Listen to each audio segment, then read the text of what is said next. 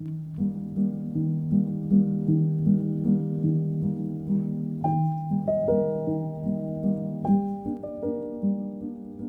all love love.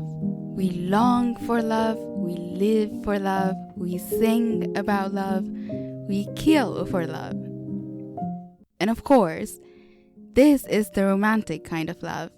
Not a lot of people die for the love of humanity.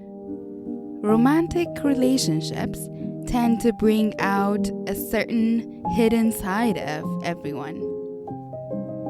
For some people, relationships are mostly peaceful and calm experiences, even if it doesn't go as expected all the time. For others, relationships are a source of so much anxiety and fear and turbulence, extreme highs and lows, that it takes so much of our brain power and attention. And why is this? Why are some people able to get this need for love and connection met easier than others? It is one of the most important episodes for me to make.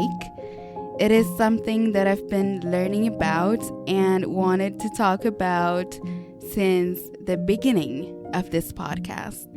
And I'm so glad that I get to talk about it today. It turns out most of what gets us attracted to someone makes us feel loved or neglected. Most of our expectations and what gets lost in the fights can be found in our attachment style. Attachment theory is basically our blueprint to how we see and what we believe about other people.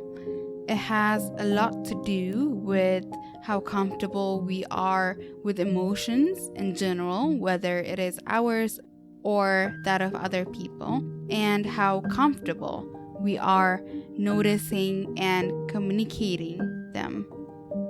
It has a lot to do with how comfortable we are getting close to somebody, especially new people, and what we expect out of other people. Our capacity to trust and depend on other people. Despite popular knowledge, it is actually not just about romantic relationships. People don't suddenly become a different person in romantic relationships. It's just that we are looking to meet so many of our needs, primarily in such intimate relationships. And we cannot ignore or escape our triggers and needs as much as we tend to do in friendships or other interactions with other humans. But working on our attachments will not only result in being able to have healthier romantic relationships, but also in a peaceful mind in all interactions and less triggers. And if we are parents, also a greater capacity to raise emotionally capable children. Because it is shaped in our early childhood to begin with. For the most part, by the age of 3, and then a little bit by the age of 7. Everything that happens after that, we're looking at through this lens that we gained in a very early age. Sometimes very traumatic adulthood relationships can change some part of our attachment style, but not for the huge part. So there are 4 kinds of attachment styles. There is the secure, the ideal, the more balanced one. There is anxious, or also known as anxious preoccupied. There is the avoidant, or dismissive avoidant, also known as. And there is the fearful avoidant, or disorganized. So we're going to look at what it feels like in the mind of each of those individuals. And then we're going to look at what healing looks like for each of those attachments, because it is very much possible. And I know this because I've been working on my attachment style for the last 2 or so years. And then at the end, I'm going to link to resources that I found to be very useful. Everyone falls into one or the other of those attachment styles, but it is very much a spectrum. You can be a little bit anxious or a lot. And mostly there is also somebody who is majorly secure, but with a little bit of avoidant tendencies in them, or a combination of some of those attachment styles. What is it like in the mind of an anxiously attached person? Babies need 2 things from their parents: to have their physical needs met and emotional needs met. Having your emotional needs met means for the parent to be present with you when you are crying, to soothe you, when you're angry, to kind of interpret the emotions for you so that you can understand this new world of being a human effectively. So the parents of the anxious person or caregivers are good at responding and being there with the child only some of the time. So the child learns that when they're getting attention from their parents, when they're there, they really feel the need to hold on because they don't know when the next time they'll get that attention is. And that translates in adult relationships when they meet somebody that fulfills some kind of need. Maybe that is attention, or maybe this is somebody impressive or somebody they're connected to. They really feel the need to hold on because their nervous system is like, don't let go because maybe they're not coming back. So they also have this very strong reactions when somebody goes away or when they are unresponsive for a certain amount of time.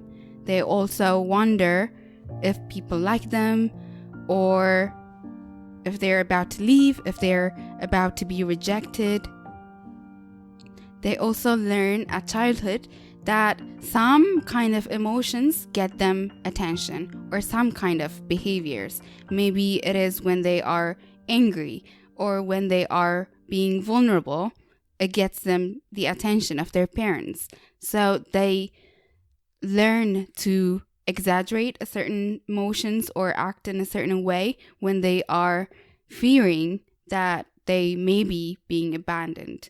In adult relationships, they have what is called protest behaviors, trying to get somebody jealous or being like extra vulnerable or exaggerating certain emotions or events. And this is not coming from the head. It's not a decision, so to say. It is more from the nervous system. It is an emotional reaction that is saved up from childhood, very early childhood. Their ideal relationships are, if you loved me, you'd spend a lot of time with me, you would just understand what I think and what I feel. They love to be adored and to get constant affirmations that they are, seen and heard and loved, which leaves them feeling very lonely because that is very hard to get.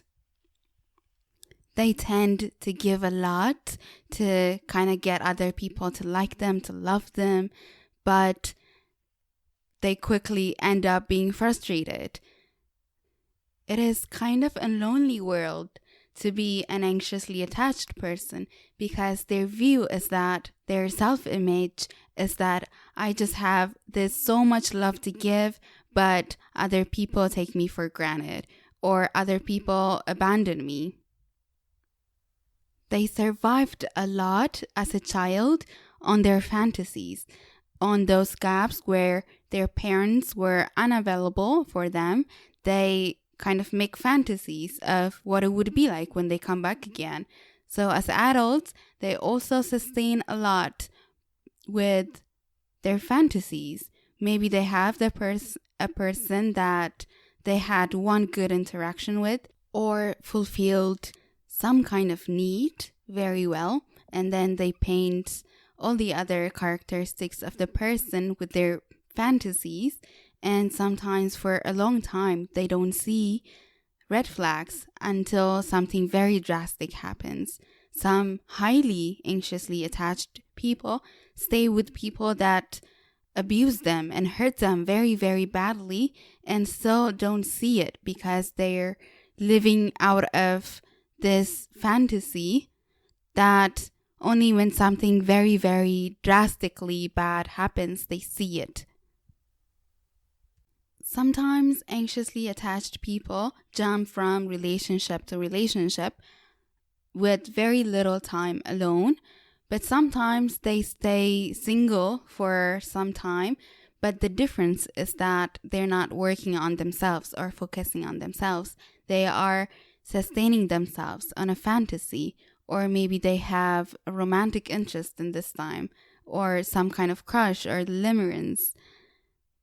And healing for this kind of attachment style involves some time alone, but more on working on their ability to self-soothe and self-sustain and focus on themselves and building a strong sense of self-identity, because mostly what they think of themselves tends to be what other people think of them. And they kind of have this very unconscious need for other people to affirm them and tell them who they are, and spending a little time alone to kind of figure out who they are can be helpful. And at the end, I'll link to resources that might be helpful. Now let's go to what it is like to be an avoidant attachment style. An avoidant attachment style is kind of like the mirror image of the anxious person. As children, their parents were not available at all, so they learned that they can only depend on themselves. Or maybe the parents are very uncomfortable with certain emotions, or maybe they only encourage the child to have positive emotions. So they learn from an early age that emotions like maybe anger or sadness are unacceptable and to be suppressed, and they can only express positive emotions. In cases of highly avoidant people, maybe the parents needed them to soothe them and to be there for them. So they kind of learn other people are a burden. It's kind of heavy to have other people so close to me. I'll lose like a sense of myself and my private place. I'll be subject to a lot of emotional stability. So as adults, maybe they are good at the first interactions, but then they don't want somebody to get too close to them. They really, really value hyper independence to solve every kind of problem they have by themselves, and they are very uncomfortable when other people come to them with emotional problems. They don't know what to do with that. Their ideal relationship is fun and light and with harmony where everything is okay all the time, but that turns to be not very realistic. And they tend to really respect people that are hyper independent and not depend on them, but those people also tend to be very avoidant, and they find it very difficult to have relationships with the kind of people that they respect.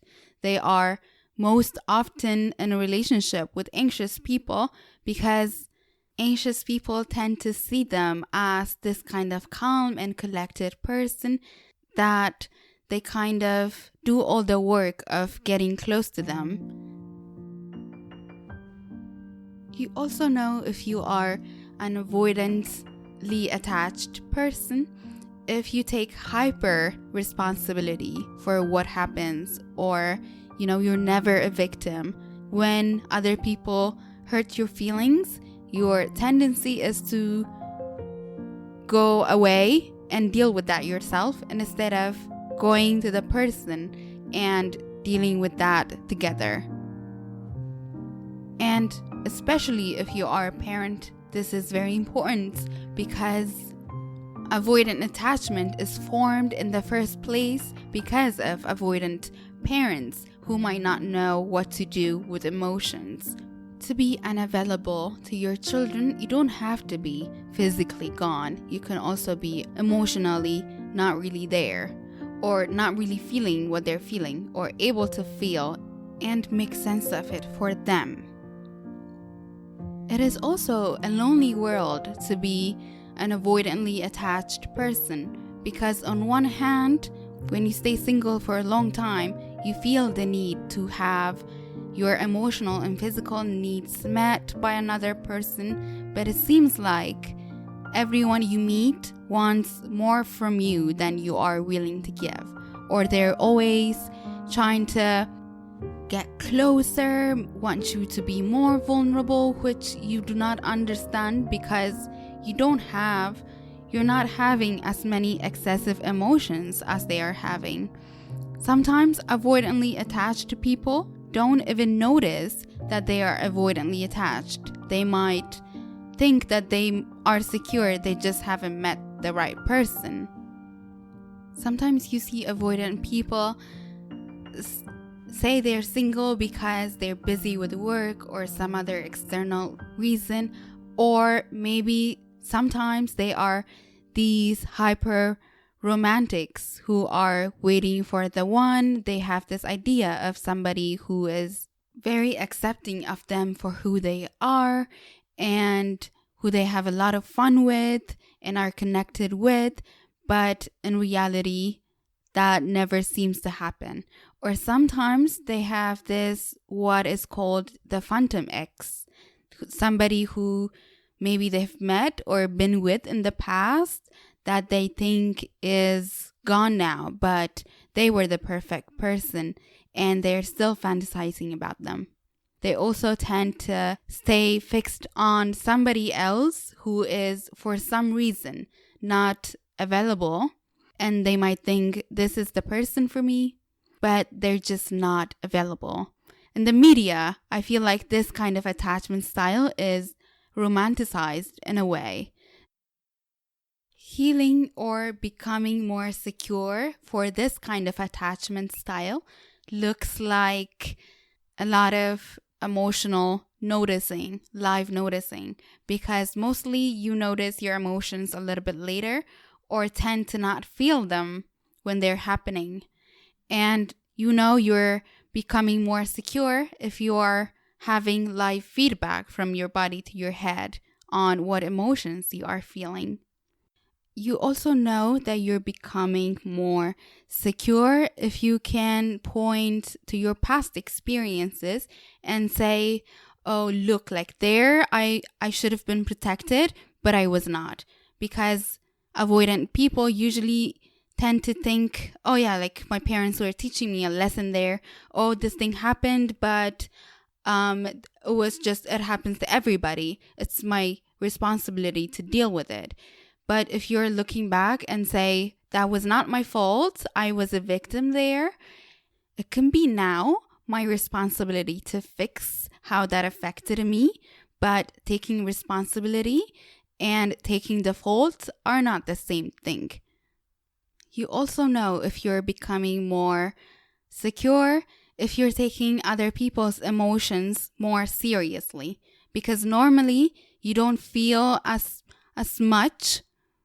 So you might think that some people are being needy or are exaggerating their emotions or are just finding reasons to complain about. But when you're becoming more in tune with your body, you also tend to take other people's emotions seriously. I might not be feeling that. I might not be feeling what you're feeling, but I can believe that you're feeling that. and it is justified. You can see where people are coming from without being immersed in it. And also when you are not as afraid of being erased, because when it comes down to it, your fear is being erased, being gone when other people are too close to you, and believing that you can get close to somebody without losing yourself, losing your identity, which is easier said than done, changing that belief, but it is possible, and that's when you know that you are becoming more secure. Now let's get into the world of the fearful avoidant attachment style, or also known as disorganized, sometimes known as anxious avoidant attachment style, which is not the same thing as sometimes being avoidant and sometimes being anxious. It is discovered way later than the other attachment styles, but it is formed in a different way and it appears also in a different way. This kind of attachment style forms when in childhood the parents are both a source of love and affection and a source of fear. So somebody can be a little bit fearful avoidant if the parents are often fighting in a way where it is really loud and things are breaking that the child interprets in a way that maybe their life is threatened. And sometimes it can be somebody can be really fearful avoidant if their life was actually threatened. Maybe their parents get high or really drunk and they are abusing the child physically, emotionally, sexually, that the child correctly understands that their life is threatened. They cannot trust this person that they have to rely upon for their survival. So in a way, they're like, I need you for my survival, but don't get too close because you hurt me as well. Their nervous system understands that love is good and you need it for your survival. You get it from other people, but other people cannot be trusted. They will hurt you. So as adults, they also have this factor of hot and cold that they do, even if it's not consciously. On one hand, they have such a capacity for connection and pulling people inwards, but at the same time, everything in them, their nervous system, is repulsed by other people getting too close. They also tend to have really deeper trust wounds from childhood where trust was broken, that they really, really struggle to trust, even when they love somebody really well.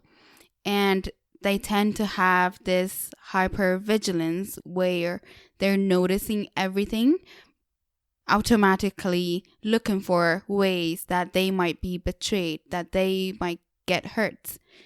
And whenever somebody is getting near to them, their biggest fear is getting trapped in it.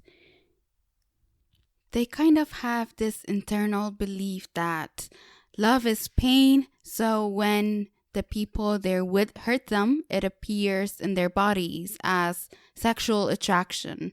But at the same time, it makes them want to leave the relationship.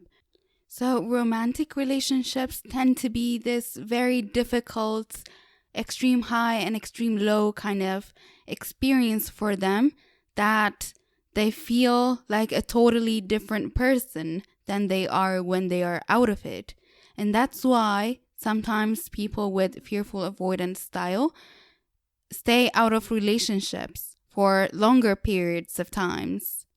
They kind of believe that they don't deserve healthy relationships, that something must be wrong with them, that they're not enough. So even if they're not in relationships, they're still trying to earn love by continuously trying to improve themselves, They're usually excelling at their careers, getting public adoration, or being really, really successful, or sometimes putting their full energy on doing something that is really meaningful to them, like social service, or sometimes really addicted to something, really hating themselves and really being hard on themselves. This is probably the hardest attachment style to be and to heal from. But they are the first to try and work on themselves because they already believe something's wrong with them, and they highly fluctuate between their logical mind and their emotional side, that they're often thinking the decision they made in another state of mind is wrong, even if they don't think about it as another state of mind. They think of it as, I cannot trust the decision I'm making now because later on I might feel differently. But because of this ups and downs, they usually see how they might not be healthy.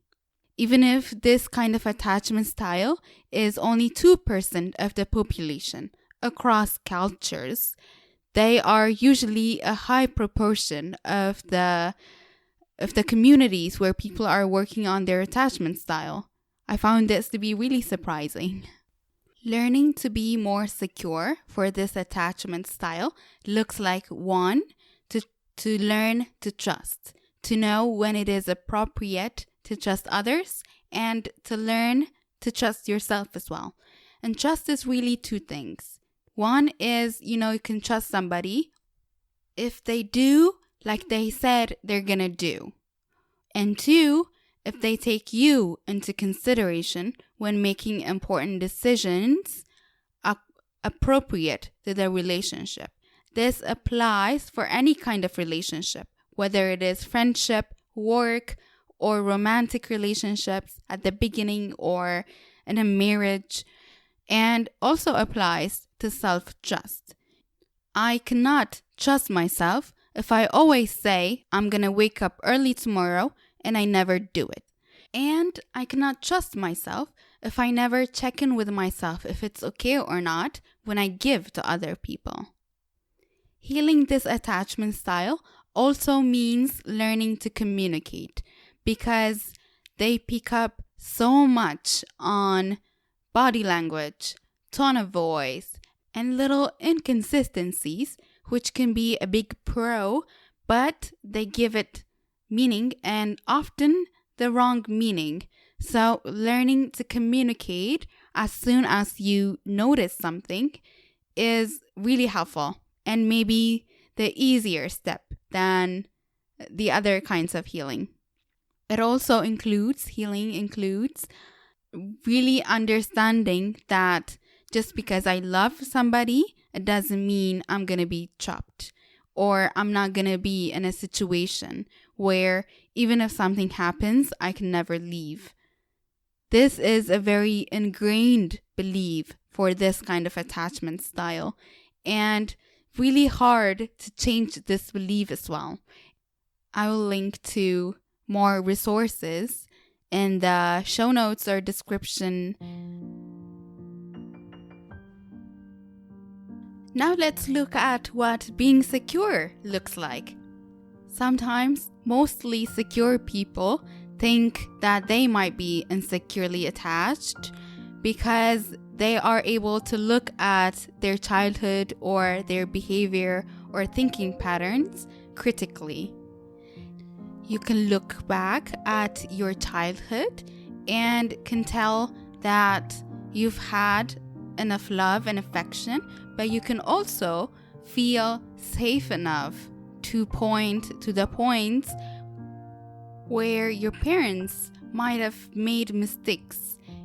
And you can understand this from a logical point of view. If you think your parents have never done anything wrong, your childhood was perfect, it is usually the point of view of the avoidant person, because they have difficulty seeing where they might have been hurt. But a secure person or an emotionally mature person usually understands that nobody is all good and nobody is all evil. And even when you've been hurt, you can understand it from a detached point of view where it is not all about you and they're also humans and going through something.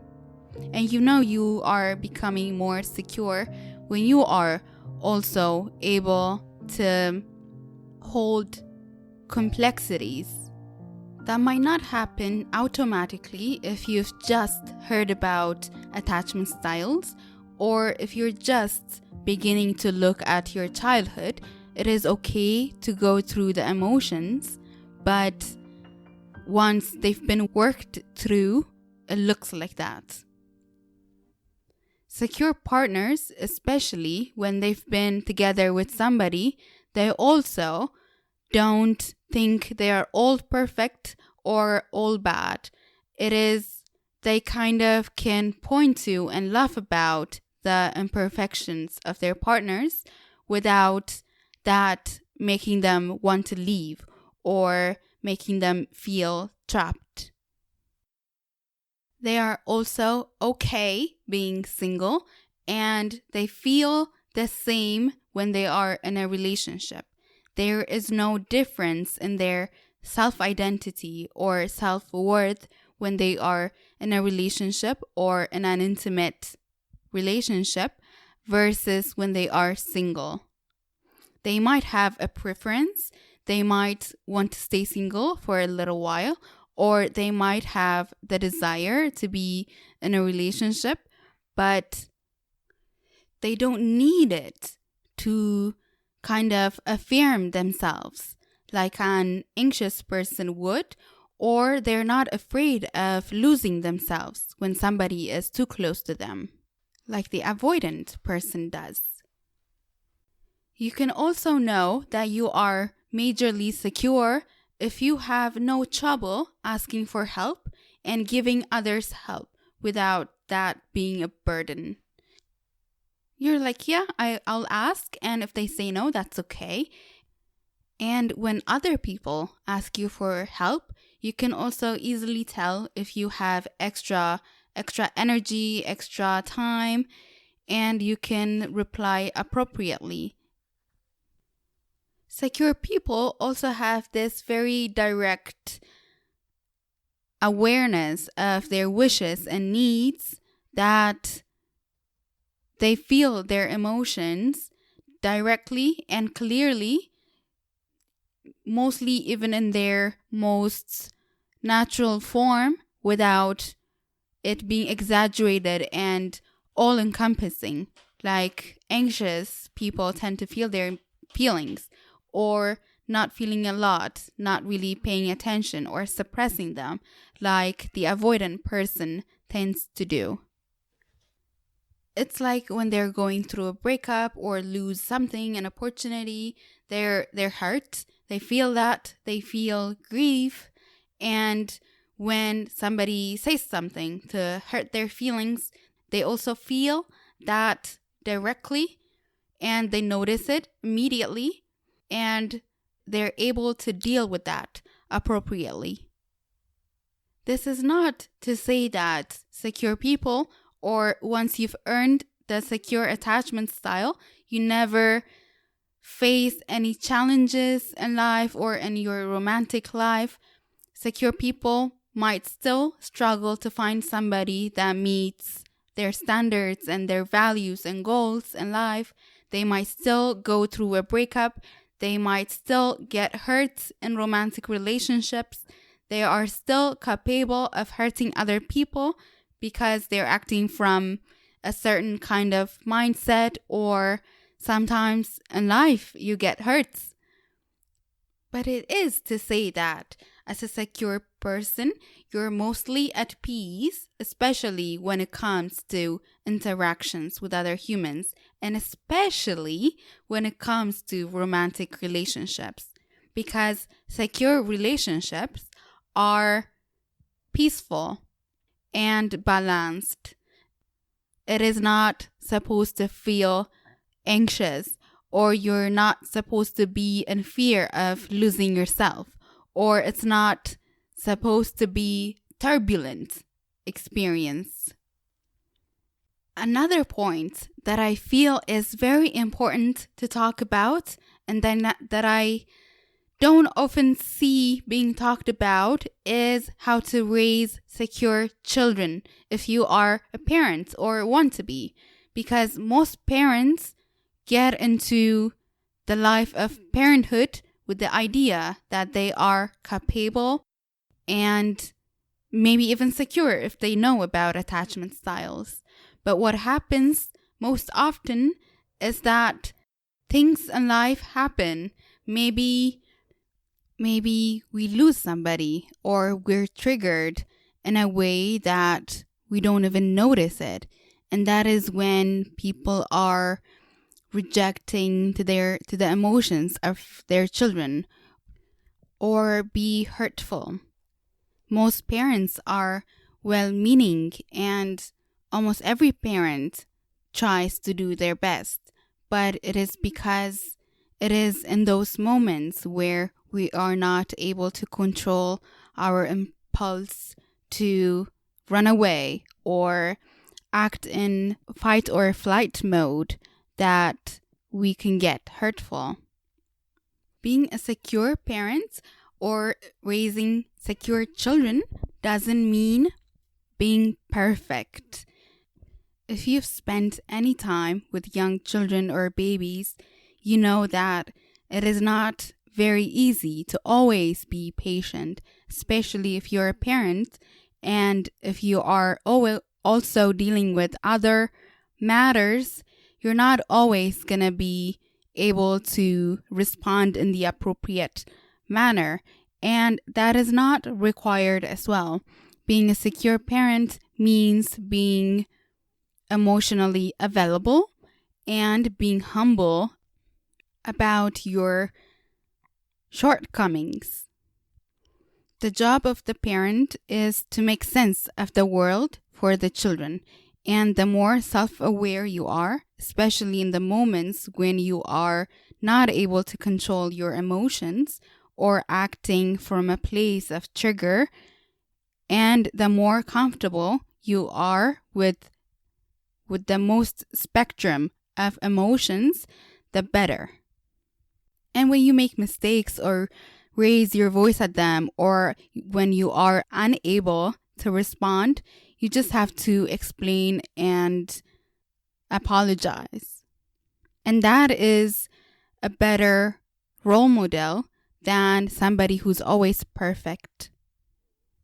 Becoming more secure in our attachment style is not only a big part of becoming more satisfied with life and more content with our relationships, but it is also a big part of becoming a better parent and not continuing the cycle of pain. If you're insecurely attached, you're usually attracting also other insecurely attached people. Avoidant and anxious people are attracting each other like magnets and creating this cycle of, the same, I'm going to be abundant, or other people are going to, try and get close to me even if I don't want to, or too soon. And they're perpetuating those cycles without realizing it, hurting themselves even more, ingraining those deep beliefs even deeper. And the shows and the music we consume also doesn't help. I've been thinking about this topic for some time now, and I've been thinking about the series and the movies that I've watched as a teenager and on, and I cannot believe how many of them actually celebrate avoidant behaviors. The more you can be disattached, or the more you can be independent, how much that is celebrated in our culture. And healing in this area is so important because, whether we like it or not, relationships are a huge part of our lives.